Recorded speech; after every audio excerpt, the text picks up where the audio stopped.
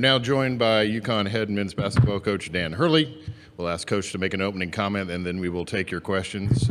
With that, Coach, we'll open it for opening statement. Yeah, thrilled to be here in Indianapolis. Just landing the hospitality, obviously the Hoosier State. Doesn't feel like there's many better places, to play a Final Four. So it's one of the truly great places that you get to play it. And for me, I was here for the magical Duke UNLV game, for the Final Four. So it's cool to be back here for a non-COVID Final Four. So. All right, thank you, Coach. Go ahead and start here in the third row, right in front of me. Hey, Coach. Evan Miakow, evanmedia.com. The last two title teams you had coming into the Final Four, everyone sort of knew UConn was the team to beat, and you were heavy favorites in every game. This year it's a little bit different. If you guys were to win your first game, you'd probably be at least considered slight underdogs in your second game. Does that change at all your approach to this tournament and what you're telling your guys as you're going into it, or is it pretty much the same no matter what? Yeah, I think the mentality is just pretty much the same, and it's not a situation where there's like more pressure, less pressure. You're the favorite. You're considered the fourth favorite. For us, you're so dialed into how you prepare for games at this point. Everything is so programmed. Everything is so automated. Like, the practices, the drills, the techniques, the fundamentals. And we know the things that we have to do, the things that have caused us to not be, the efficient team that we've wanted to be throughout the year, whether it's been turnovers at the offensive end, not always being on the offensive glass, obviously some shooting struggles from three. But what doesn't get measured when you're dealing with teams and efficiencies is the ability, the will, the fight, a team's refusal to lose games. That's doesn't get factored in, obviously, to the analytics. Coach, we'll go over to our right-hand side, right here on the aisle. Zach Osman of the Indianapolis Star. You referenced it there. This is the first Final Four here since 2021, which is obviously a weird experience for everyone. I'm just curious what you remember from that experience, just kind of like just the process of the bubble, essentially. I know everybody really had to stay inside most of the time. I think teams maybe were almost given just like a little bit of outside time. Yeah, we got let loose in the yard. Yeah, it's a prison. Man. Did you get to go to the baseball stadium? I think some people got to do that. Yeah, and all the teams were circling each other. It was bizarre. I mean, listen, everyone from that tournament, if you did great in that tournament, you deserve all the credit. I mean, if it went bad for you, and I'm not just saying that because it went bad for us, but you should get a pass. I mean, that was a mess. I mean, they were literally knocking on your door and dropping the food at your door. It was like, and it wasn't slop, but it was, maybe it was, but it was the whole year was just that whole season was a tough season. We were lucky to just be able to get a tournament in and do those things. So, I guess I brought it up, and then that led to that question. But now I'm like jarred mentally up here. Just, that was horrible. Coach, we'll go over here on our left-hand side. And we had to play at Purdue. It was like a long ride. I wanted to play at Butler, but I don't get to decide where you get to play, because we win at Butler, but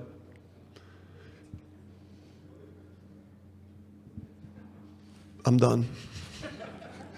All right, we'll go over here on the left. And when Silas went into the portal, what attracted you to him, and how does a guy that big and that versatile sort of slip through the recruiting process the first time around?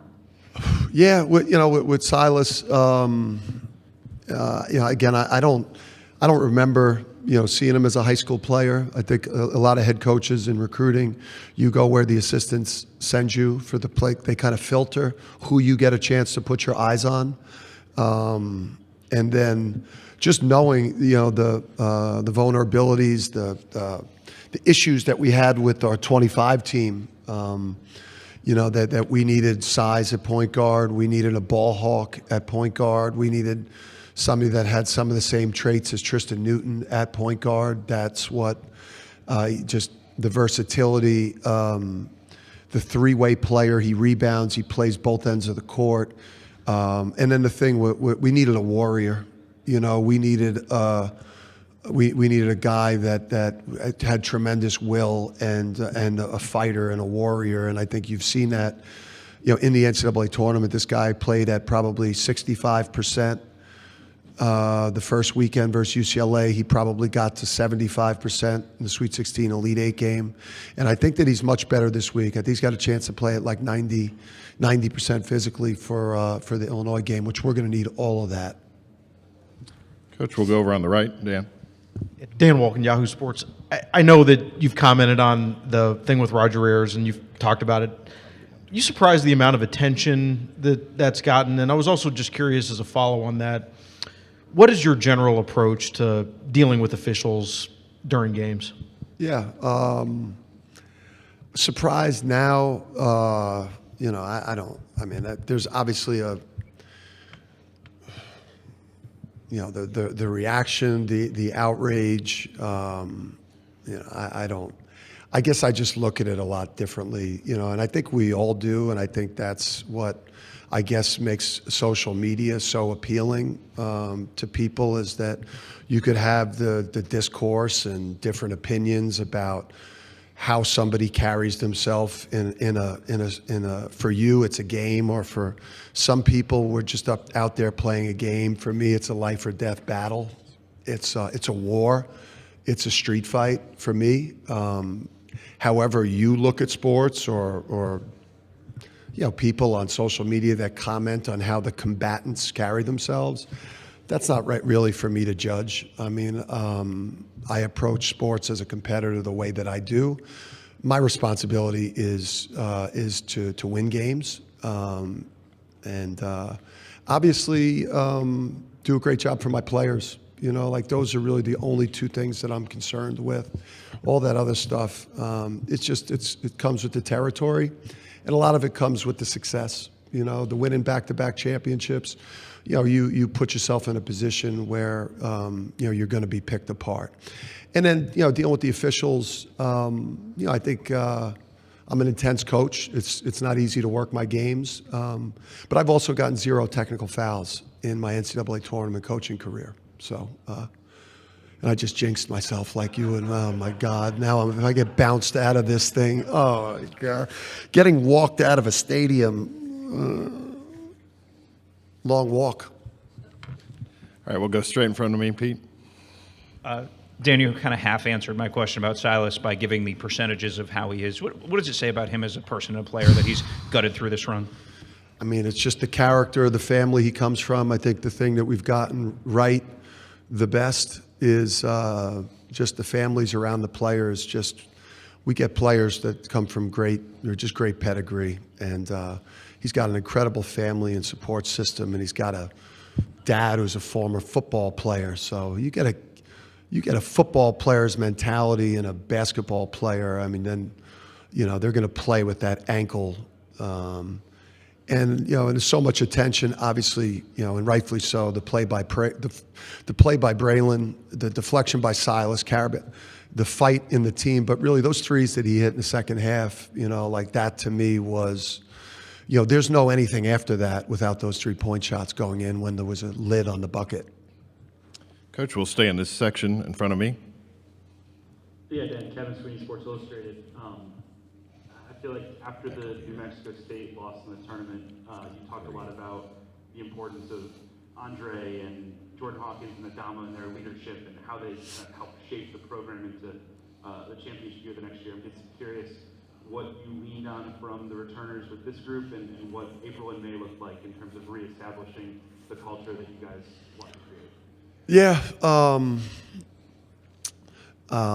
you know, you lose so many players. I mean, that 2-year stretch. I mean, the Donovan Klingons, the Steph Castles, the Jordan Hawkins, the Cam Spencers. I mean, you know, there's going to be at some point there's going to be a void or a hole in your program that's just going to be impossible to fill and absolutely get it right, like a third year in a row, the level that you got to get it right to be back in the Final Four. And just the 2 years of losing all those incredible men, just, you know, it was a down year for us in 25. It was across the board, I had a bad year coaching. I think we didn't put together a great group.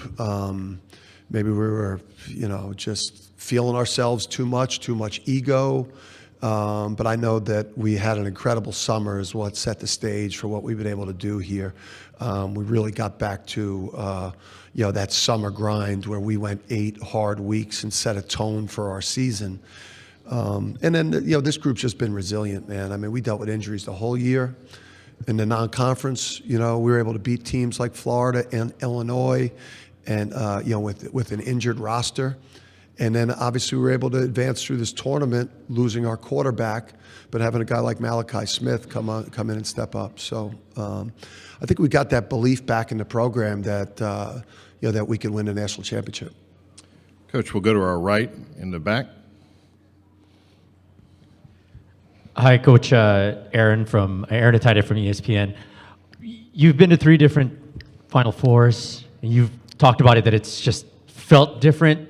What has changed in your approach this time with the construct of the team that you have compared to the previous 2?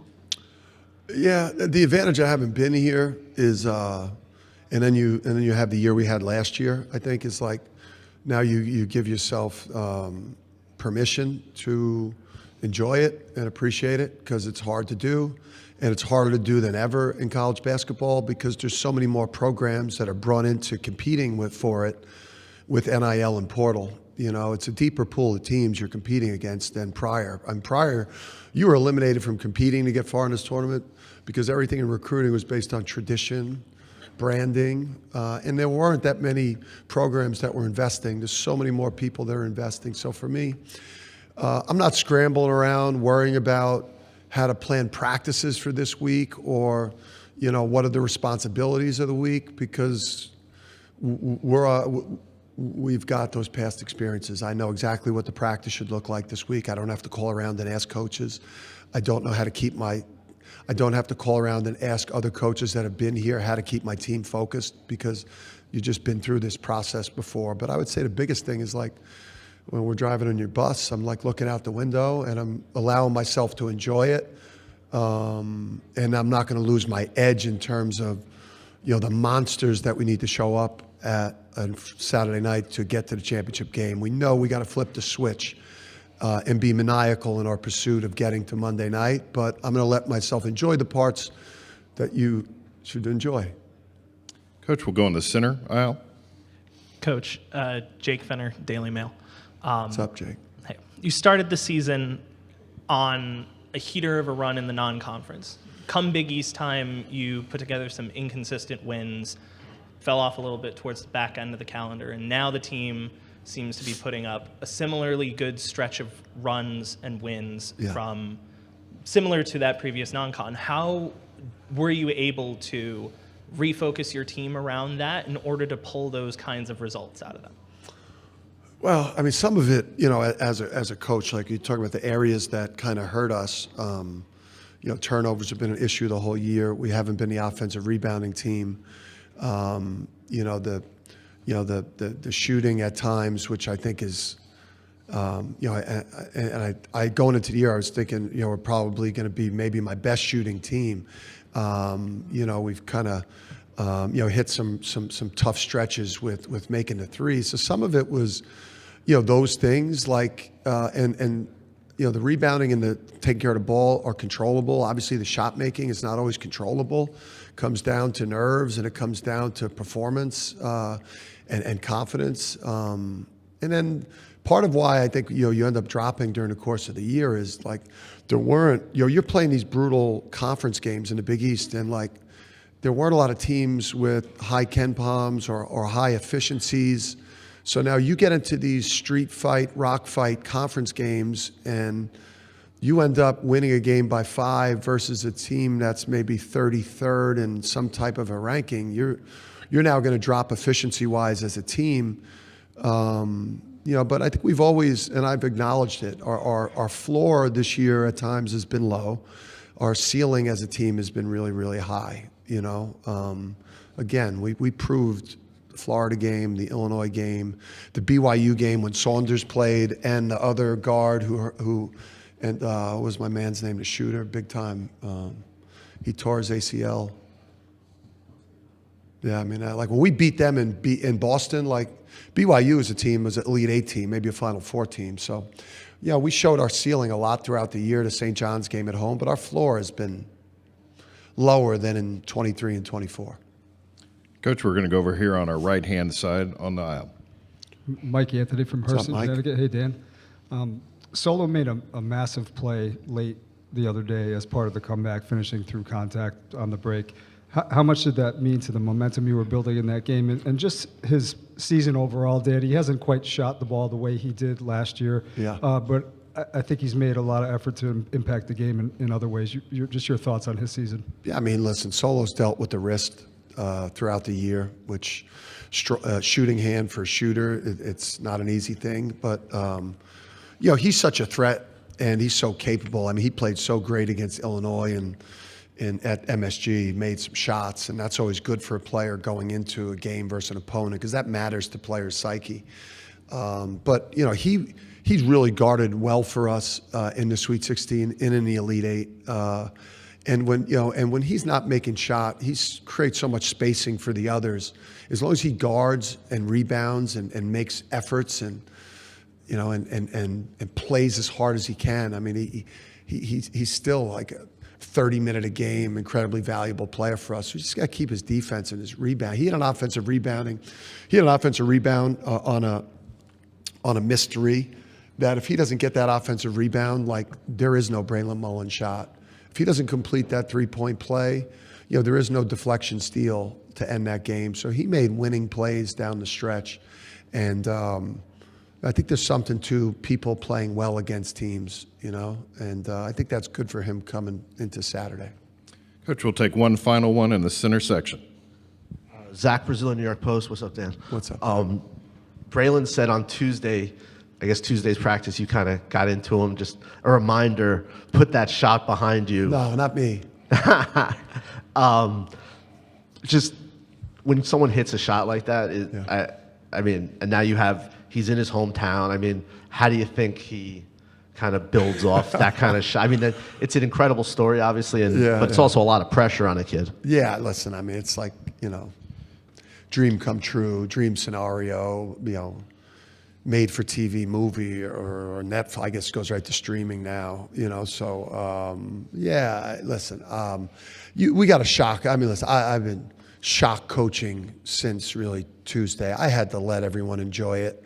I couldn't come in on Monday like a cold, damp blanket and just start destroying people on Monday. I mean, that just would have been just a cruel thing to do to people's spirit after such an incredible victory. But Tuesday, you just got to bring everybody back to reality. You know, like the reality is that moment's over. It's an incredible moment. You'll have that the rest of your life. You know, but we came here for rings, not watches. You know, everyone that comes to the Final Four gets a beautiful watch. You know, but only one group's going to get a ring. You know, so get off social media, stop injecting the dopamine into your arm, and get serious about the preparation and the practice, because we don't hang banners for Final Fours at UConn. We hang national championship banners, and if you want to hang a banner, you got to get your eyes off social media, get your face out of the phone, and get locked in on Illinois, because, you know, Illinois is one of the best teams in the country, and they're as big a threat to winning this tournament as any of the four teams. Coach Hurley, thank you for your time. All right, thank you. Good luck this week.